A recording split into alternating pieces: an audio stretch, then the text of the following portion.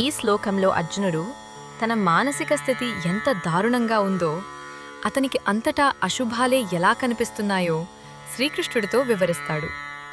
न च शक्नोम्यवस्थातुं भ्रमतीव च मे मनः न मित्तानि च पश्यामि విపరీతాని కేశవ.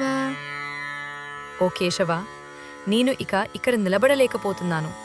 నా మనస్సు భ్రమకు లోనవుతోంది. నాకు అన్నీ అశుభశకునాలే కనిపిస్తున్నాయి.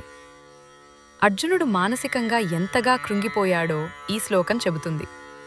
తన వారిని చంపాల్సి వస్తుందన్న ఆలోచనతో అతని మనస్సు మొద్దుబారిపోయింది. ఆలోచనా శక్తిని కోల్పోయింది. అందుకే అతనికి అన్నీ అశుభాలుగా కనిపిస్తున్నాయి. ఒక మనిషి భయం లేదా మోహంలో ఉన్నప్పుడు తన కర్తవ్యం నుండి తప్పించుకోవడానికి రకరకాల కారణాలను వెతుక్కుంటాడు. అర్జునుడు కూడా ఈ యుద్ధం వల్ల కేవలం కీడే జరుగుతుందని భావించి అపశకునాలను సాకుగా చూపుతున్నాడు. ఈ కంటెంట్ మీకు నచ్చినట్లయితే లైక్ చేయండి, షేర్ చేయండి, సబ్స్క్రైబ్ చేయండి. ధన్యవాదాలు.